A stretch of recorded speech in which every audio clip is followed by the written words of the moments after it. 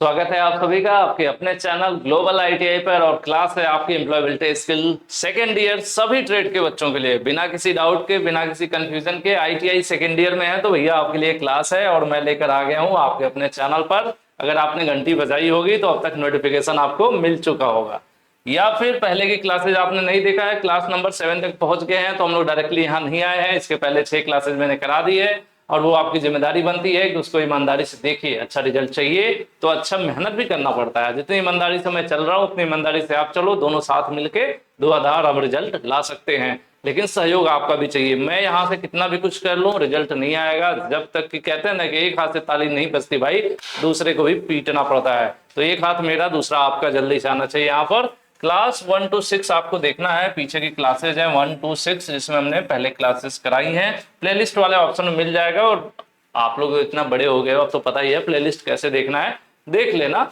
और लास्ट में या बीच में कहोगे तो मैं एक बार ओपन करके भी दिखा दूंगा। वैसे इस वीडियो के नीचे भी जाओगे ना, वीडियो के नीचे व्यू मोर जहाँ पे सब ऐसे ओपन करते हो तो ढेर सारा लिंक रहता है ना, टेलीग्राम का, वेबसाइट का, उसी तरह से। तो एक ऐसा भी ऑप्शन होता है जहाँ पर लिखा होता है ऑल पार्ट या ऑल क्लासेज लिंक, उस पर क्लिक करोगे तब भी आपको प्लेलिस्ट मिल जाएगी। ठीक है, आज क्वेश्चन हमारा उड़ने वाला है 1 to 1। इसका मतलब इसके पहले हमने 120 क्वेश्चन आपको करा दिए हैं। और ये कैसे कराए हमने, 1 to 6 जो क्लासेस कराई, पर क्लास 20 क्वेश्चन हम करा रहे हैं इस बार। और इस तरह से आपकी जो है 120 क्लासेस नहीं हुई है, 120 क्वेश्चन हो चुके हैं। ठीक है, क्वेश्चन आपके सामने है। होपफुली कुछ लोग बाद में देखते हैं, कुछ लोग स्ट्रीमिंग के टाइम पे देखते हैं। तो फिलहाल आप देखिए, क्वेश्चन को हमने हमेशा बताया एम्प्लॉयबिलिटी स्किल का एक ही फंडा रहता है भाई, क्वेश्चन को समझ लीजिए। क्वेश्चन समझ लिया आपने तो आपने क्या दे लिया, आंसर दे लिया। और एक वेबसाइट है जिसको अच्छे से नोट कर लीजिए, अगर पहली बार वीडियो देख रहे हैं तो। बाकी आप पहले से देखते हुए आ रहे हैं तो फिर तो कोई बात ही नहीं, मैं पहले ही बता चुका हूँ कई बार। globaliti.org, इस वेबसाइट पर आपको इससे रिलेटेड क्लास वाइज पीडीएफ, जैसे क्लास नंबर आज 7 है तो आपको जो पीडीएफ मिलेगा वो भी क्लास नंबर 7 के नाम से मिलेगा। यानी एकदम परफेक्ट मैच। ऐसे नहीं कि आपको आगे पीछे खिचड़ी पका दी, यार कौन से क्वेश्चन पढ़ रहा हूँ, कौन से क्वेश्चन का पीडीएफ है, कंफ्यूजन नहीं। उसमें इस वेबसाइट पर जाएंगे, इस वेबसाइट पर भी क्या है, कोर्स का एक ऑप्शन है आईटीआई कोर्स के नाम से। इस पर क्लिक करेंगे तो एम्प्लॉयबिलिटी सेकेंड ईयर के नाम से मिलेगा आपको। उस पेज पर आपको जाओगे तो आपको क्लासेज मिलेंगी। और किस प्रकार से मिलेंगे भाई, उसी प्रकार से मिलेंगे जैसे यहाँ क्लास चल रही है, उसी प्रकार से पीडीएफ मिलेंगे। तो शुरू करते हैं। ये आपका पहला क्वेश्चन आपकी स्क्रीन पर, when we attempt to convert word file into PDF. अब जो क्वेश्चन है आपका, कह लीजिए कंप्यूटर से या डिजिटल स्किल, अब नाम बदलता रहता है हमेशा, कभी कंप्यूटर, कभी आईटी, कभी डिजिटल स्किल, है ना, नाम बदलता रहता है। सब मिलाकर कंप्यूटर और इंटरनेट से जुड़े ये सवाल है। इसमें बोला जा रहा है कि अगर आपके पास कोई फाइल है, वर्ड फाइल में है, और आप उसको कन्वर्ट करना चाहते हैं पीडीएफ फाइल में, तो इस प्रोसेस को हम क्या कहते हैं। एक इसके पहले किसी क्लास में कहा था किसी ने कि सर आप इंग्लिश ही पढ़ते हो। मैं कहने को इंग्लिश पढ़ता हूँ, मैं बोलता सब कुछ हिंदी में हूँ। अब मैंने यहाँ पर कौन सा इंग्लिश पढ़ दिया, मैं तो ये बता दिया आपको ना कि क्वेश्चन कह रहा है कि यहाँ पर क्या कह रहा है क्वेश्चन, कि वर्ड फाइल को पीडीएफ फाइल में कन्वर्ट करते हैं तो इस प्रोसेस को हम क्या कहते हैं। तो सिंपल सी बात है, ऐसा हमें कई बार जरूरत पड़ती है कि हम लोग एमएस वर्ड में फाइल बना लिया, हमने बायोडाटा वगैरह टाइप कर दिया, लेकिन अब उसको पीडीएफ बनाना होता है। तो क्या करते हैं, वेबसाइट पर जाते हैं। कई सारी वेबसाइट हमने देखा ना, I love PDF, small PDF, इस तरह से कई सारी वेबसाइट होती हैं, फ्री वेबसाइट है। उसमें आपको अपलोड करना होता है अपना जो भी एक फाइल है, उसको दूसरे रूप में बदल सकते हैं।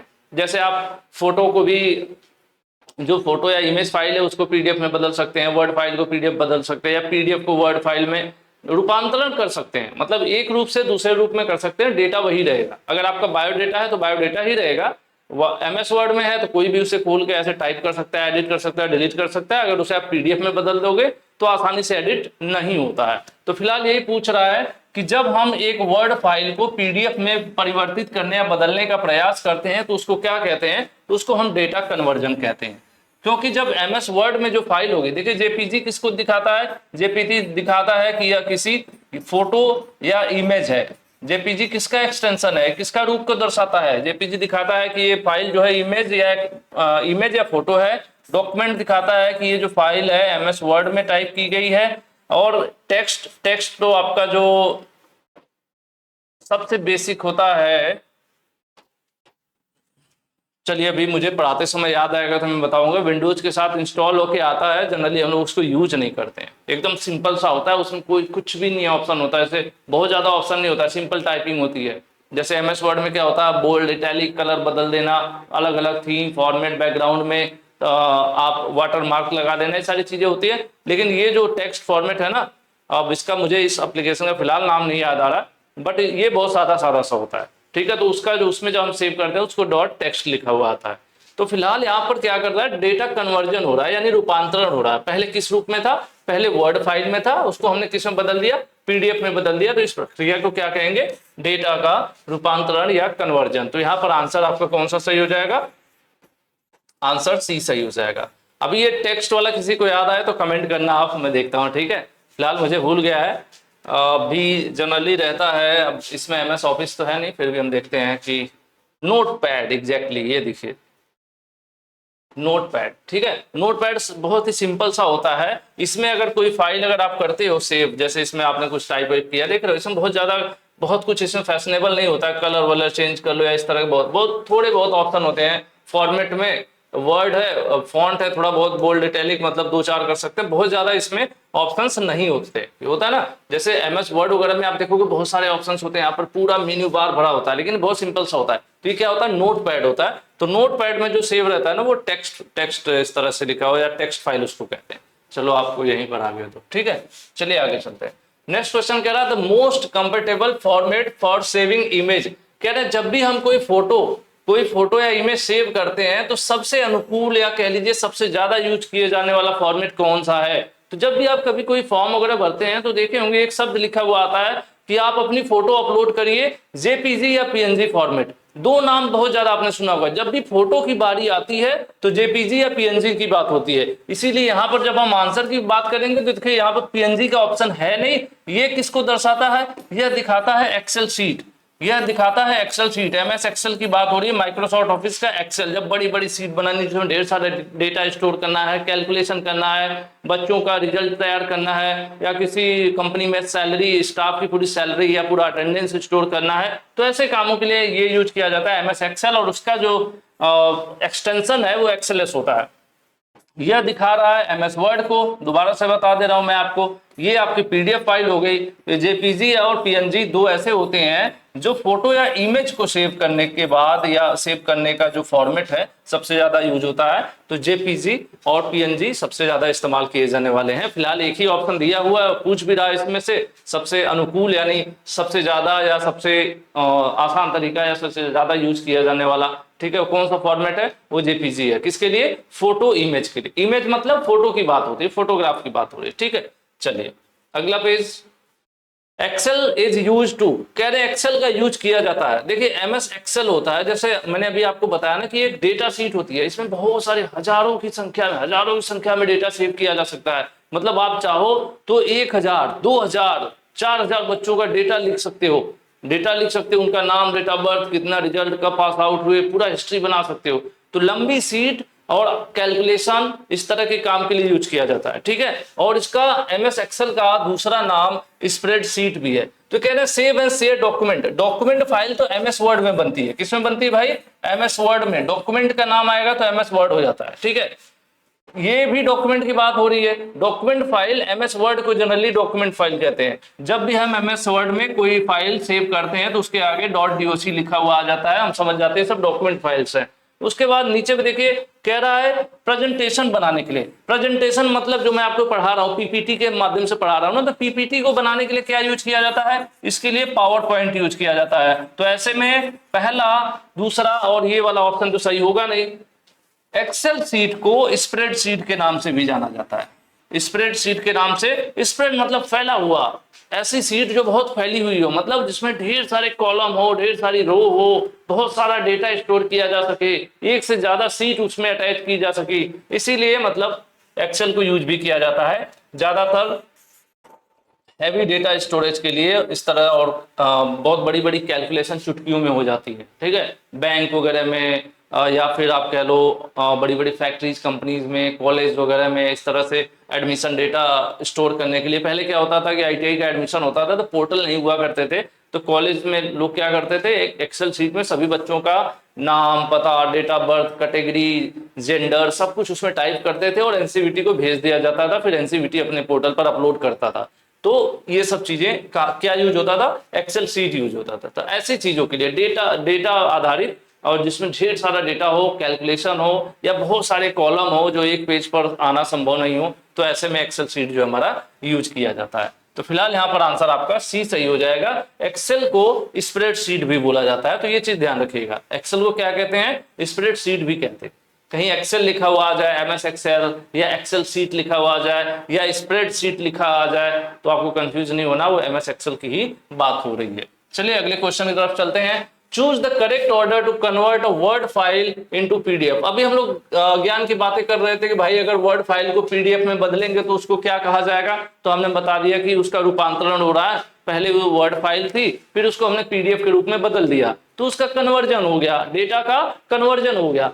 डेटा वही है, मेरा वही बायोडेटा है, पहले एमएस वर्ड में था, उसको मैंने बदल दिया पीडीएफ में, तो उसमें मैं थोड़े बदल जाऊंगा, मेरा नाम नहीं बदलेगा, मेरा डेट ऑफ बर्थ, मेरी क्वालिफिकेशन नहीं बदलेगी, लेकिन बस उसका स्वरूप बदल जाएगा। पहले एक वर्ड फाइल में था जो कोई भी ओपन करके उसको एडिट कर सकता था, पीडीएफ में मैंने कर दिया तो कोई आसानी से उसको एडिट नहीं कर सकता, वो फिर उसको बदल के ही किसी न किसी रूप में एडिट करना पड़ेगा। ठीक है, तो थोड़ा सिक्योर भी माना जाता है। तो आजकल आपने देखा होगा जब भी आपसे कोई डॉक्यूमेंट मांगता होगा तो लोग कहते हैं पीडीएफ के रूप में डॉक्यूमेंट भेज दो, पीडीएफ बना के भेज दो, पीडीएफ बना के भेज दो। क्यों?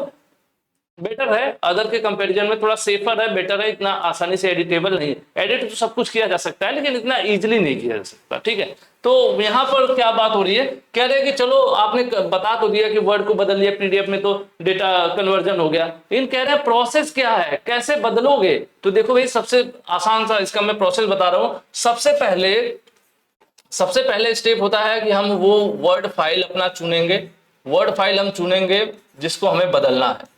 उसके बाद दूसरा काम, हम ऑनलाइन नेट पर जाएंगे और वो वेबसाइट ढूंढेंगे जो ये बदलने का काम करती है।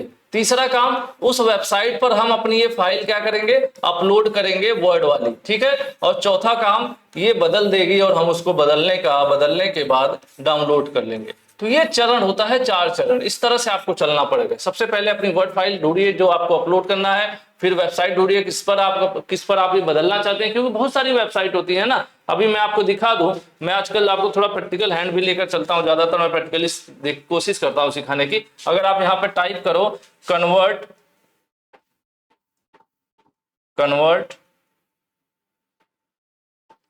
Word into PDF, convert word into PDF, आप जैसे ही आप टाइप करते हैं गूगल पे देखिए कितनी वेबसाइट आ रही है।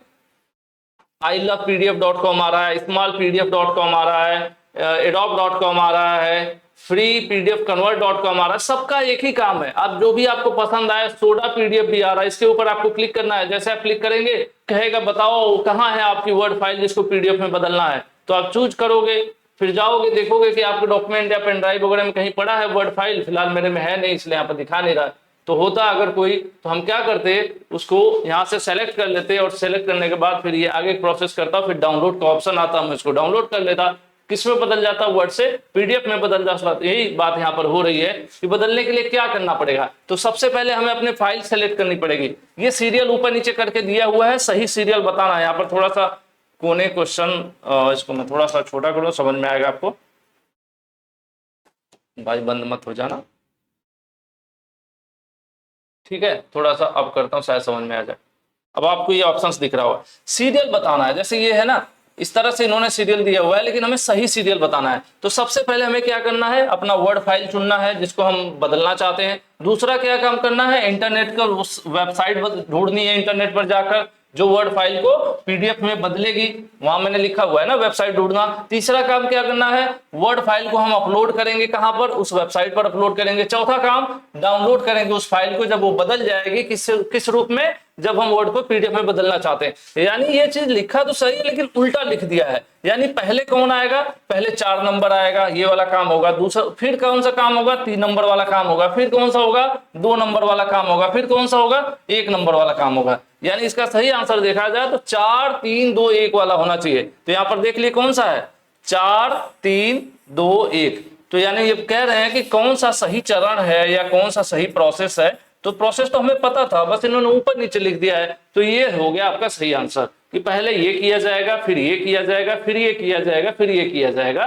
क्यों, जब वर्ड को पीडीएफ में बदलना हो तो सारी चीजें इन्होंने लिखा हुआ था, बस हमें सीरियल सही पकड़ना था। तो मैंने पकड़ लिया, आपने भी पकड़ लिया होगा। जब पकड़ लिया हम लोग तो आगे बढ़ते हैं। ठीक है, चलिए नेक्स्ट क्वेश्चन कह रहा है जेपीजी का मतलब क्या होता है। जेपीजी का फुल फॉर्म पूछ रहे हैं, ठीक है। जेपीजी क्या होता है, फोटो को सेव करने का एक फॉर्मेट है। जैसे वर्ड फाइल टाइप करते हैं तो डॉक्यूमेंट फाइल बन रही है, पीडीएफ फाइल बन रहा है, एक्सेल है, अलग अलग प्रकार की फाइल्स हैं। उसी तरह से फोटोज इमेजेस को सेव करते हैं तो एक फॉर्मेट है जो मैक्सिमम यूज होता है, जेपीजी पीएनजी। तो ये पूछ रहा है जेपीजी का फुल फॉर्म। तो जेपीजी का फुल फॉर्म होता है ज्वाइंट फोटोग्राफिक ग्रुप। ये चीज आप जो है याद कर लेना, क्योंकि इसमें कोई बहुत गणित तो है नहीं कि मैं समझाऊं, वैसे मेरी गणित कमजोर ही है ना। तो ये इसका फुल फॉर्म है, ठीक है। जूनियर फोटोग्राफ से कोई लेना देना नहीं। फोटो जूनियर, दो जूनियर तो ऐसे हटा देंगे पहले ही, ठीक है। और फोटो ग्रुप नहीं होता, ज्वाइंट फोटोग्राफिक ग्रुप होता है, ठीक है। तो ये जेपीजी का फुल फॉर्म होता है, इसको आप नोट कर लीजिएगा कहीं पे। इसके बाद ये पूछेंगे पक्का, एसवीजी का इन्होंने पूछ दिया, एसवीजी का फुल फॉर्म क्या है, ठीक है। तो एसवीजी का होता है स्केलेबल होता है बट वेक्टर होता है, ठीक है।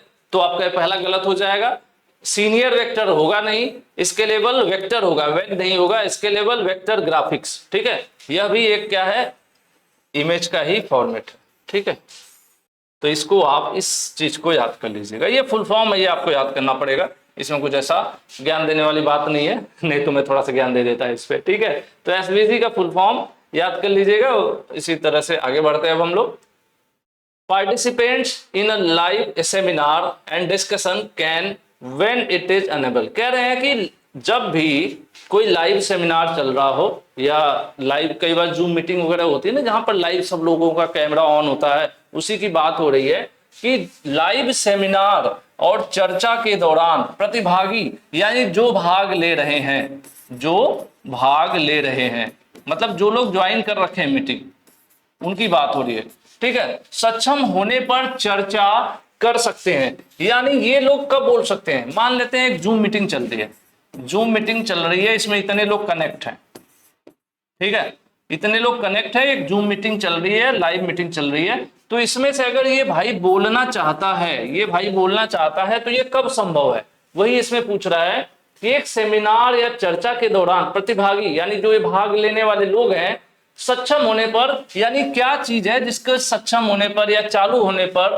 कैन अनेबल, अनेबल मतलब सक्षम की जगह यहां पर लिखना चाहिए था चालू, ठीक है, चालू कह लीजिए या कह लीजिए ओपन, एक्टिव, चालू या फिर एक्टिव कह सकते हैं कि एक्टिव रहेगा वो ऑप्शन, तब ये बोल पाएंगे। जैसे कई बार होता है ना, कुछ मीटिंग ऐसी होती है कि जो बॉस होता है वो बोलता है, बाकी लोग सिर्फ सुन सकते हैं, बोल नहीं सकते। तो ये कह रहा है कि ऐसा कौन सा ऑप्शन है, अगर वो चालू रहे यानी अनेबल रहे, एक्टिव रहे, तब ये जो सुनने वाले लोग हैं ये भाई भी उसमें भाग ले सकते हैं, यानी बोल सकते हैं, कुछ सवाल पूछ सकते हैं। तो उसके लिए क्या होगा, इंटरैक्ट का ऑप्शन होता है।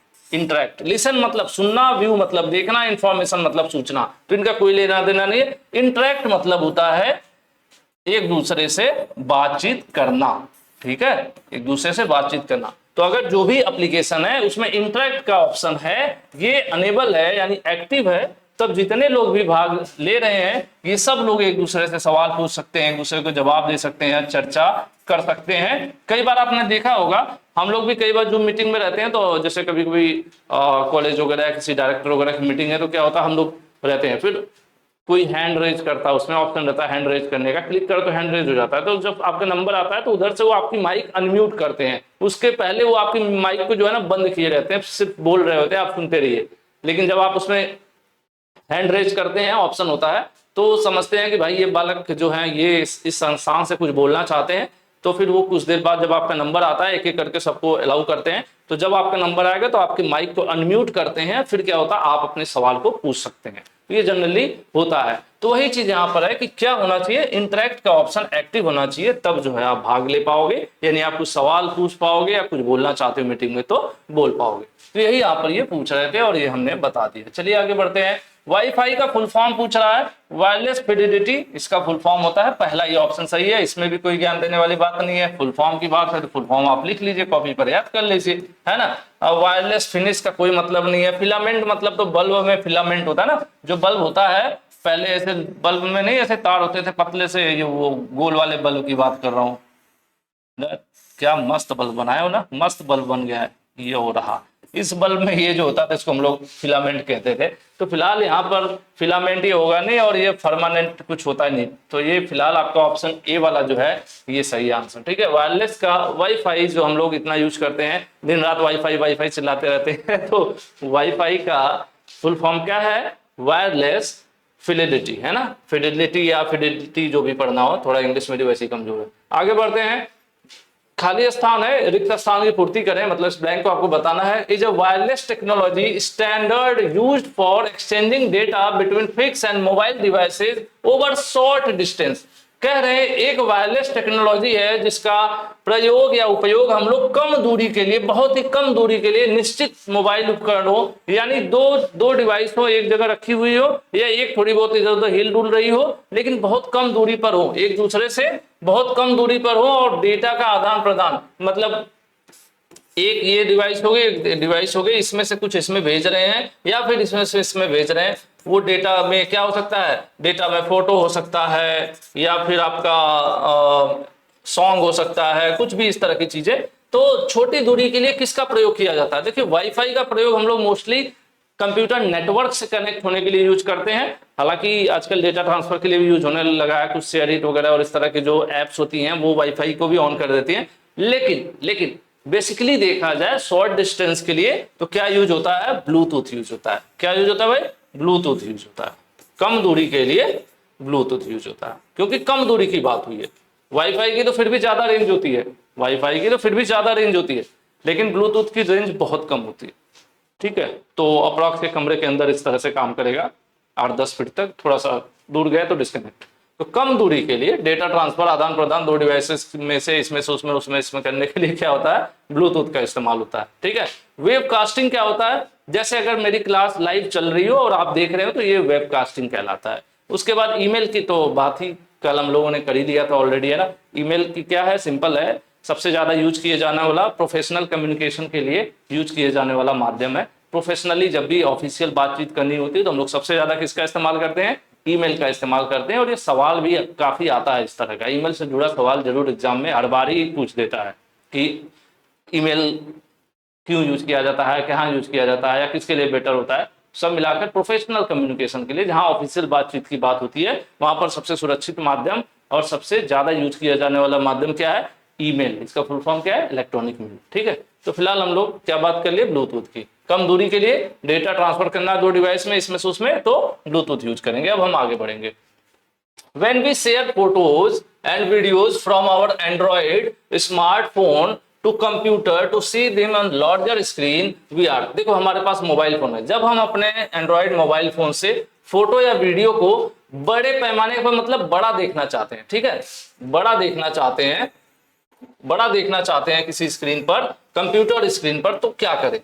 हमारे पास मान लेते हैं मोबाइल है, मोबाइल में है कोई वीडियो और कंप्यूटर की स्क्रीन होगी इतनी बड़ी। अब हम चाहते हैं कि इसमें जो वीडियो चल रही है यहां दिखने लगे। अब होगा क्या? यहां पे वीडियो दिख रही थी तो कैसी दिख रही है भाई? यहां पर दिख रही है छोटी, लेकिन यहां पर दिखेगी तो कैसी दिखेगी? यहां पर दिखेगी बड़ी। अब बड़ी देखने में तो मजा आएगा ना, छोटी देखने में कहाँ मजा है? मजा बड़ी देखने में आएगा, क्लियर पिक्चर क्वालिटी, बड़ा बड़ा सब दिखेगा, सुंदर लगेगा। तो फिर हम सोचेंगे कि अब इसके लिए क्या किया जाए, तो अगर कई बार आपने देखा होगा कि हमें खुद को देखना हो तो कहाँ चले जाते हैं? शीशे के सामने चले जाओ, खुद ही शीशे में दिखने लगते हैं। और शीशे में अगर शीशे की क्वालिटी अच्छी है तो जितने सुंदर आप हो उससे 100 गुना सुंदर बढ़ा चढ़ा के वो आपको दिखाता है। मतलब कपड़े के शोरूम में आप जाओगे तो कपड़े के शोरूम वाले शीशे में जब आप ड्रेस चेक करते हो ना पहनकर, उसमें आप देखोगे अलग ही आनंद आता है, उसे बहुत सुंदर दिखता है। उसके पीछे क्या इफेक्ट होता है, लाइटिंग इफेक्ट या जो भी हो, और घर वाले शीशे में हम ऐसे दिखते हैं जैसे हैं। ठीक है, तो एग्जैक्टली यहाँ पर बात किया जाए तो एक आपका सॉफ्टवेयर होता है जिसको कहते हैं स्क्रीन मिररिंग। मतलब इस स्क्रीन का मिरर इमेज दिखा देना। मिरर मतलब क्या है? शीशा क्या है? हमारे ही प्रतिबिंब को दिखाता है। तो यहाँ पर छोटे प्रतिबिंब को बड़ा दिखा देना, मतलब छोटी चीज को बड़ा दिखाने का काम करने के लिए एक सॉफ्टवेयर है जिसको हम क्या कहते हैं? Screen mirroring. और इस सॉफ्टवेयर के द्वारा हम अपने स्क्रीन को शेयर कर सकते हैं किसी दूसरी डिवाइस में। ठीक है, तो यहाँ पर ऑप्शन कौन सा सही हो जाएगा? बी वाला ऑप्शन सही हो जाएगा। चलिए, जूमिंग मतलब ये होता है कि आपका मोबाइल है, आप इसी में ऐसे ऐसे ऐसे ऐसे करके जूम किए जा रहे हैं। जैसे मान लो मैं अभी इसको करूँ, ऐसे ऐसे कर रहा हूँ, ऐसे कर रहा हूँ, तो ये जूमिंग हो गया। तो इससे वो चीज नहीं हुई ना, इससे ये वो बात नहीं हुई। जो जब बात पूछ रहा है वो बात हो रही है कि दूसरे डिस्प्ले में दिखाने की बात हो रही है। तो ये मीडिया जूमिंग जूमिंग का कोई मतलब नहीं है, टेलीकास्टिंग का फिलहाल यहाँ कोई लेना देना नहीं है। ठीक है, चलिए आगे बढ़ते हैं। ब्लैंक दिया हुआ है, is a computer that provide data to other computers. कह रहे एक ऐसा कंप्यूटर है भाई, भाग क्यों रहे हो कंप्यूटर भाई, एक ऐसा कंप्यूटर है जो अन्य कंप्यूटरों को डेटा प्रदान करता है। जब हम लोग कंप्यूटर नेटवर्किंग वगैरह आपने पढ़ा होगा फर्स्ट ईयर में, तो अगर पढ़े होंगे ध्यान होगा, तो हम लोग कहते थे कि जब कई सारे कंप्यूटर एक दूसरे से जुड़ जाते हैं तो इसको कंप्यूटर नेटवर्क कहा जाता है। और एक इनमें जो है मेन कंप्यूटर होता है, एक इसमें मेन कंप्यूटर होता है, बाकी सबको हम लोग कहते हैं नोड। ठीक है, सबको कहते हैं नोड। बाकी जितने भी एक कंप्यूटर नेटवर्क में ढेर सारे कंप्यूटर जुड़े होते हैं, इसमें एक मेन कंप्यूटर होता है, बाकी सब होते हैं नोड। और जो मेन कंप्यूटर होता है इसको हम कहते हैं सर्वर। क्या कहते हैं? सर्वर। अब जितना भी डेटा है, जितना भी डेटा होता है सब इसी में सेव रहता है, जितना भी डेटा होता है सब इसी में सेव होता है, सारा डेटा जो है इसी में सेव रहता है।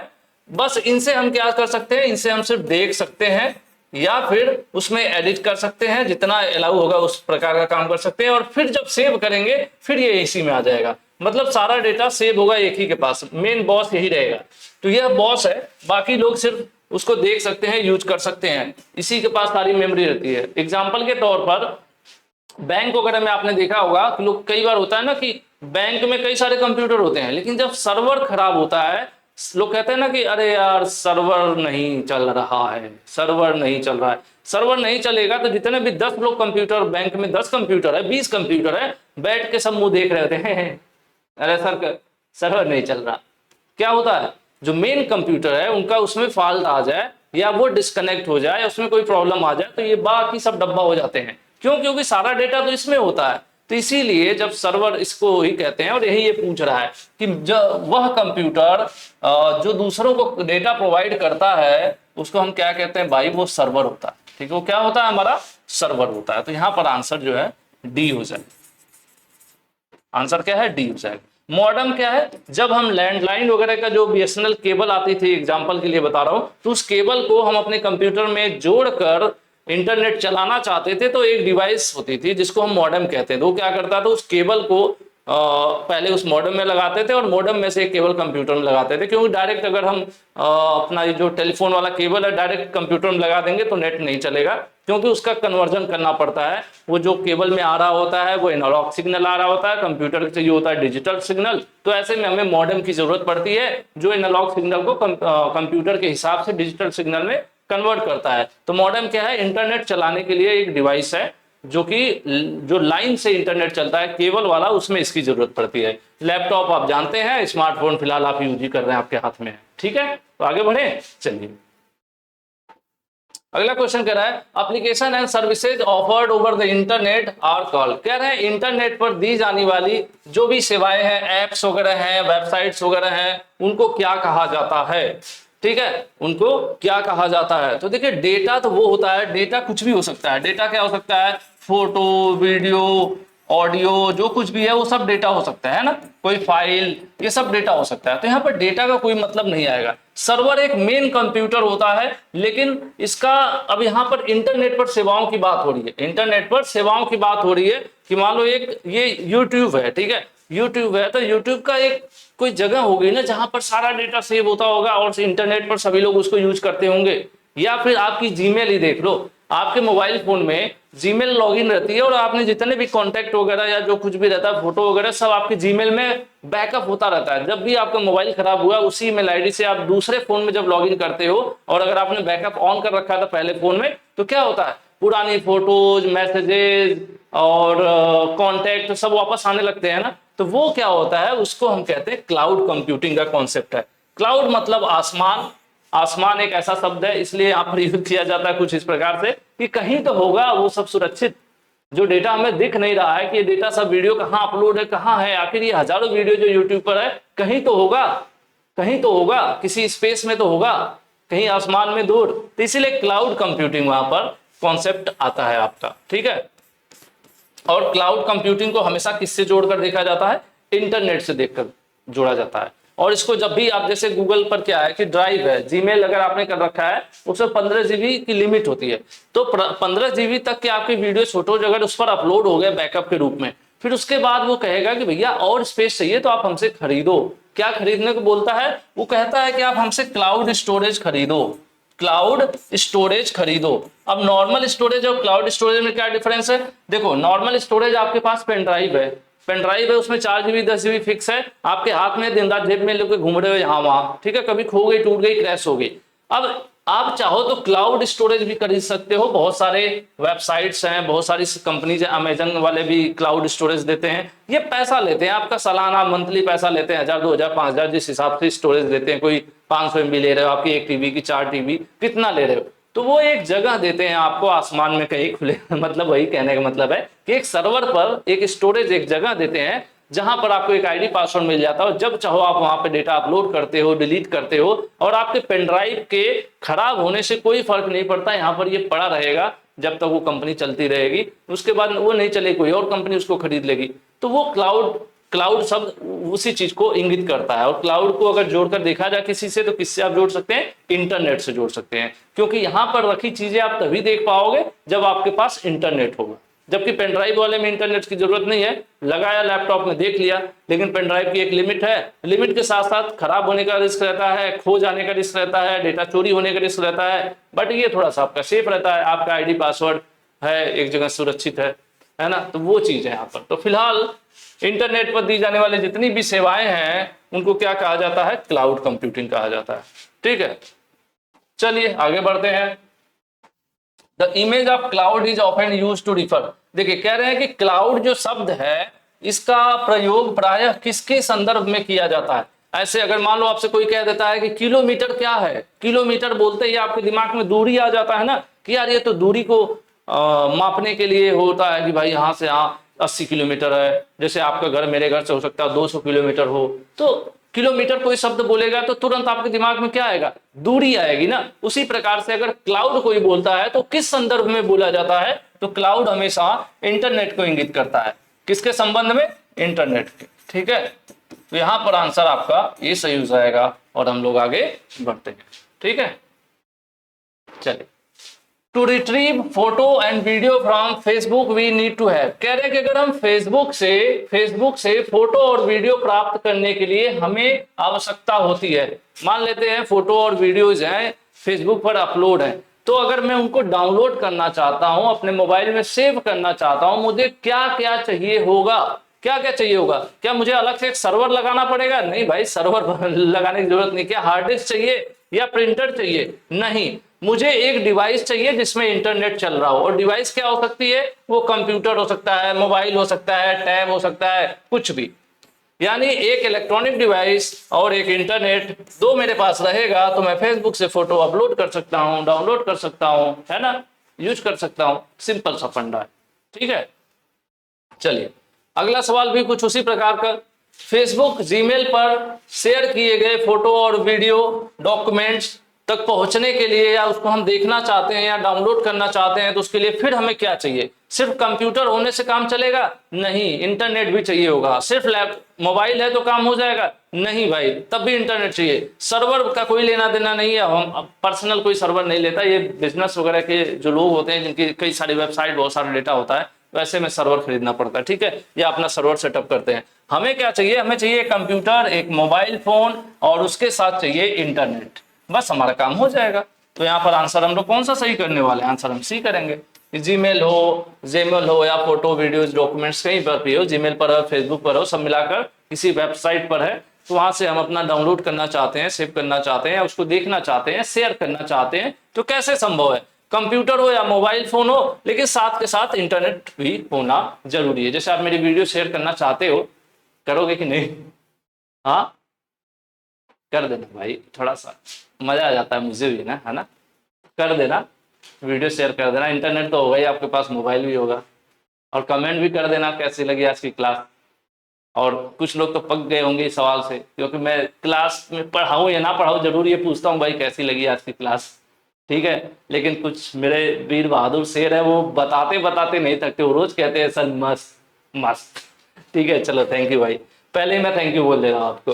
ठीक है, चलो तो यहाँ पर फिलहाल में दोनों चीजें होना का यहाँ जरूरी है, तो है हमारे पास दोनों चीजें, तो हम इस चीज को कर सकते हैं। अब हम आगे बढ़ते हैं। सीरी और एलेक्सा क्या है? सीरी एंड एलेक्सा आर कॉल्ड, सीरी और एलेक्सा को कहा जाता है। देखो आपने टीवी वगैरह पर भी ऐड देखा होगा, अमेजन वगैरह, अमेजन कंपनी का एलेक्सा आता है। ठीक है, एक बंदा बैठा होता है टेबल पे और साइड में रखा रहता है एलेक्सा, और उसकी बटन दबाता है, कहता है Alexa play the music, Alexa गाना बजाना शुरू कर देता है।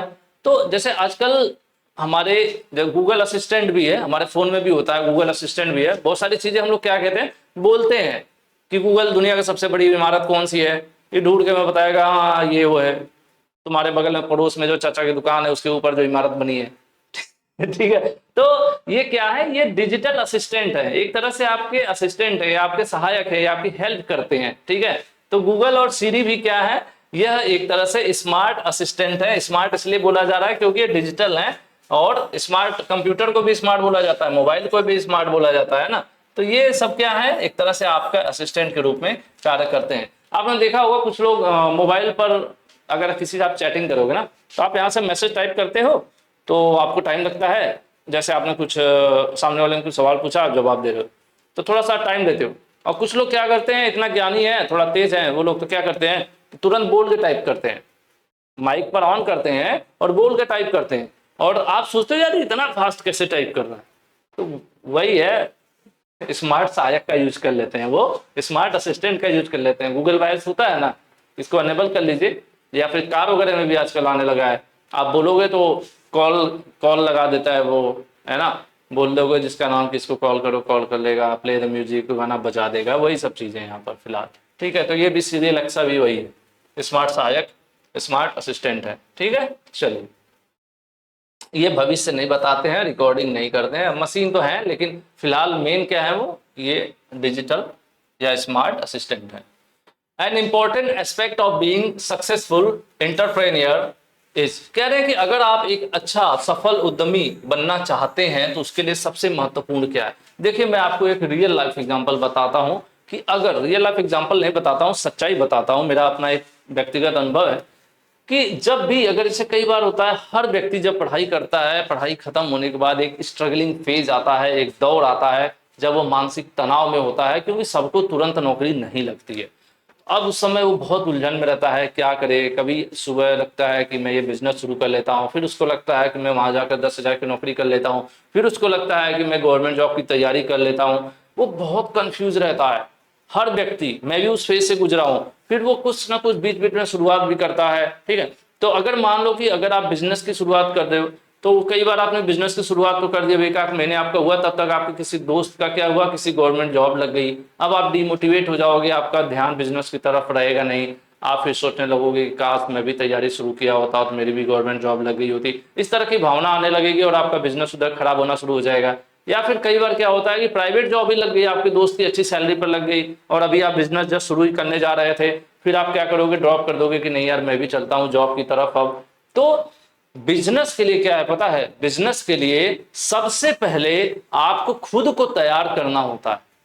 आप समझ लो कि दुनिया में आपको दूसरा हराए उसके पहले आप खुद से हार जाते हो, खुद से हार जाते हो, आप अपने दिमाग से हार जाते हो। ये आपको परेशान करता है, रोज टॉर्चर करता है। जब आदमी सफल हो जाता है सामने वाले को खूब ज्ञान देता है, लेकिन जब वो स्ट्रगल कर रहा होता है तो उस समय फिलहाल उस समय वो किसी को क्या ज्ञान देगा, वो अपने खुद परेशान रहता है। ठीक है, तो जब वो दौड़ होता है ना, अगर आपने प्लान बनाया कि मुझे बिजनेस करना है, तो सबसे पहले होता है कि अपने दिमाग को समझाओ कि भाई हेलो रुक जा, मैं बिजनेस ही करूंगा। अपने अंदर कीड़ा लाना पड़ेगा आपको कि मैं करूंगा तो बिजनेस ही, भले ही छोटा करूं या बड़ा करूं, करूंगा तो बिजनेस ही।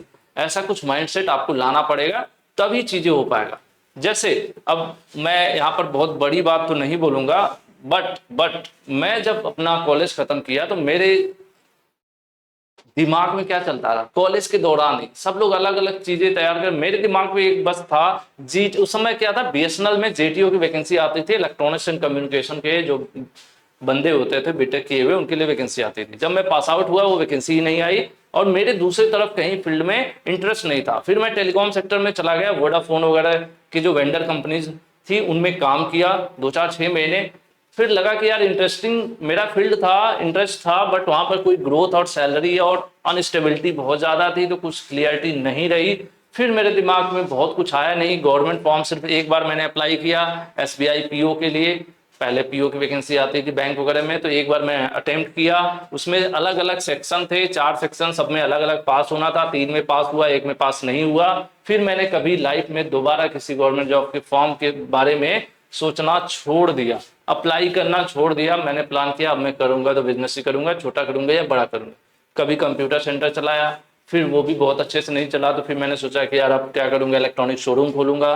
कभी सोचता रहा, लेकिन अल्टीमेटली क्या मतलब गवर्नमेंट जॉब वाला जो होता है ना, इसका मैंने दिमाग से हटा दिया। मैंने अपनी कैलकुलेशन कर लिया, मुझे लगा कि मैं अब इधर मेरे बस का नहीं है, ना मैं इतना समय देने वाला हूं, ना मेरा इतना इंटरेस्ट है कि मैं उसमें जाकर इतना डीपली घुसने वाला हूं और उस लेवल की तैयारी और उतना समय 2-4-6 महीने देने वाला हूं। तो उधर मेरा दिमाग नहीं गया। फिर मैं दूसरी तरफ स्विच किया, पहले छोटी छोटी चीजें शुरू की, छोटी छोटी से करते करते फिर इंस्टीट्यूट की बात आई, फिर इंस्टीट्यूट से कॉलेज तक की बात आई। फिर मैंने एक कॉलेज की शुरुआत की 2016 में।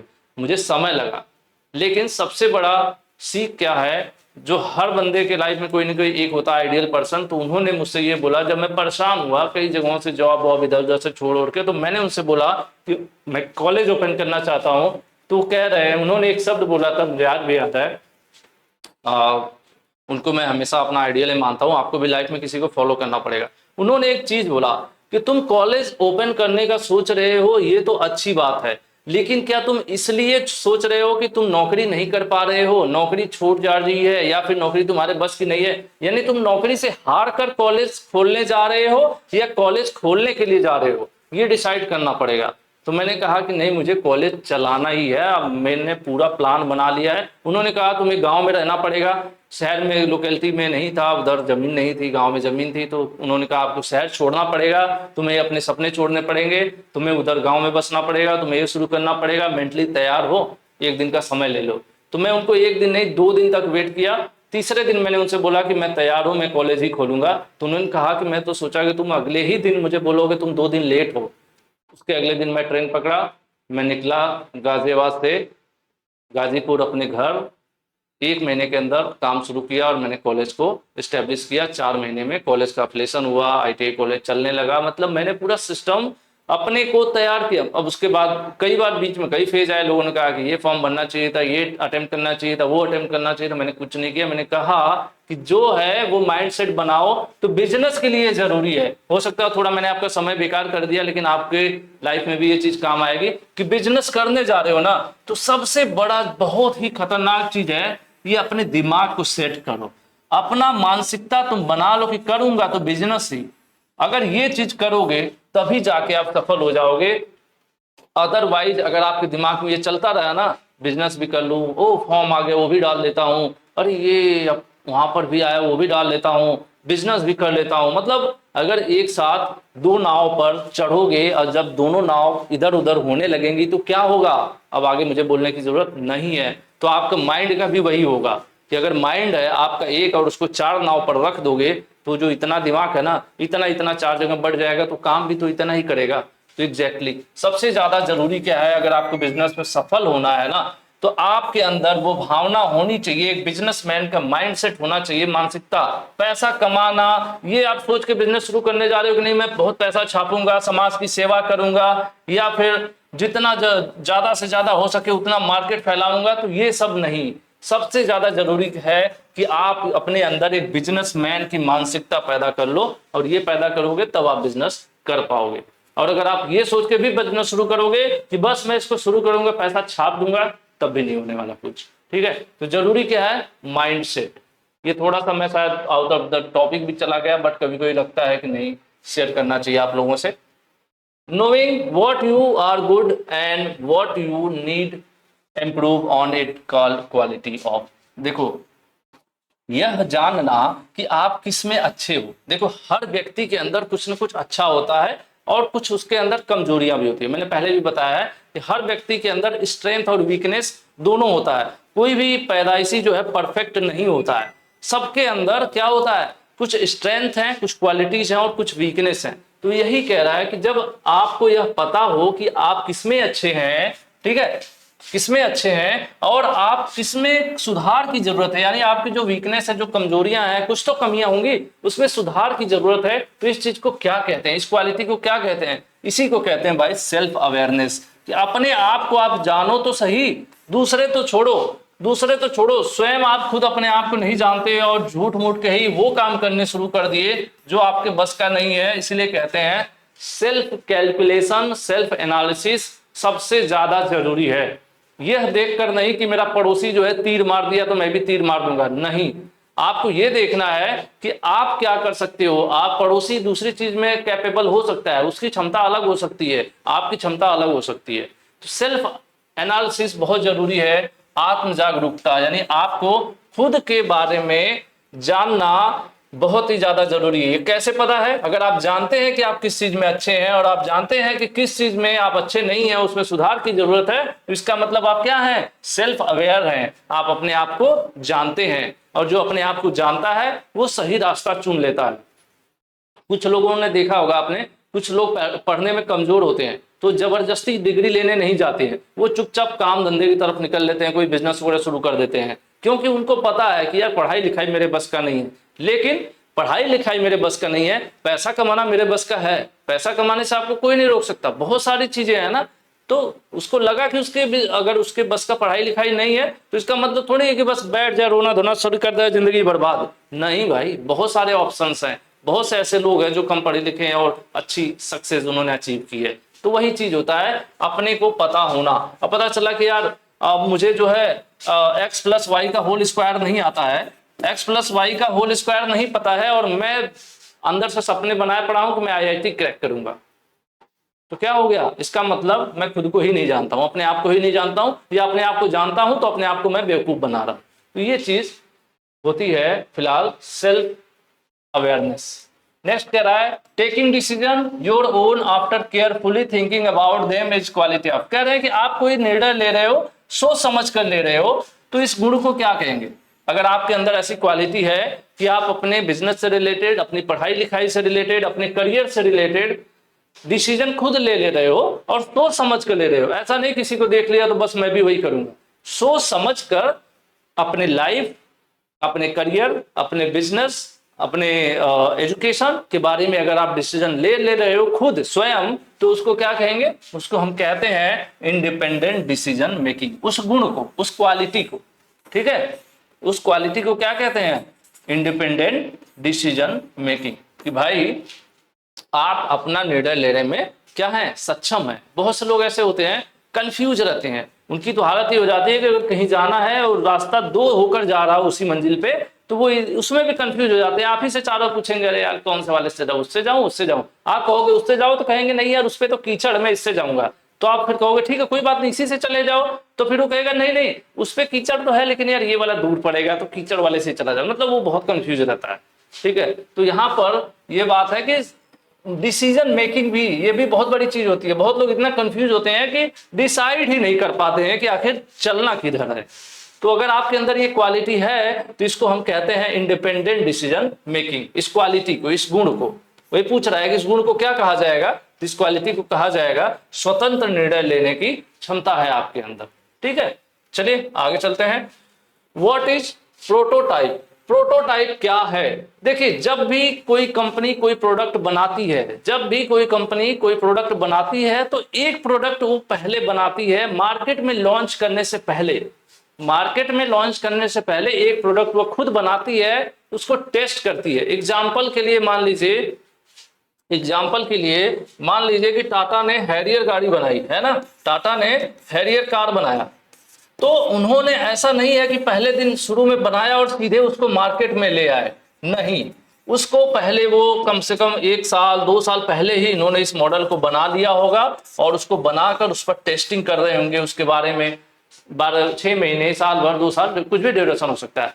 तो पहली कार, इस गाड़ी का प्रोडक्शन हुआ होगा, हैरियर की जो पहली कार बनी होगी वो कंपनी अपने पास उसको रखी होगी, लोगों को अलग अलग लोगों से उसका एक्सपीरियंस करवाई होगी, लोगों से चलवाई होगी, उनसे पूछा होगा, उनका अनुभव प्लस खुद टेस्ट किए होंगे, परफॉर्मेंस, इंजन और सारी प्रॉब्लम्स, तो सब मिलाकर किसी भी प्रोडक्ट का जो पहला वर्जन होता है जो बनाया जाता है उसको प्रोटोटाइप कहा जाता है, बाद में वो मार्केट में लाया जाता है। ठीक है, वही चीज है यहाँ पर कि जब भी, अब वो कोई भी चीज, मोबाइल फोन भी हो सकता है, गाड़ी नहीं, मोबाइल फोन भी हो सकता है, कुछ भी, तो प्रोडक्ट का पहला वर्जन किसी भी चीज का पहला वर्जन जो पहला संस्करण होता है, उसके बाद उसमें बहुत सारे सुधार भी किए जाते हैं, उसके बाद मार्केट में उसको लाया जाता है ना, तो जो पहला संस्करण होता है वही होता है प्रोटोटाइप। तो देख लीजिए ऑप्शन आपको यहाँ पर मिल जाए तो सेलिंग प्रोडक्ट नहीं, first version of a product and service, कोई भी चीज है उसका पहला संस्करण, पहला वर्जन जो आता है जो कंपनी बनाती है उसको हम कहते हैं प्रोटोटाइप। ठीक है भाई, तो आज के लिए हम लोग इतना ही रखने वाले हैं, बाकी ये लाइनें आपके लिए और आपके कमेंट्स का इंतजार मैं जरूर करूंगा। वीडियो बंद करने से पहले कमेंट करके जाइएगा, फिर मिलेंगे हम लोग अगली क्लास में। आज के लिए इतना ही, थैंक यू इतना समय देने के लिए और बेहतरीन रिजल्ट भी दीजिएगा। Thank you.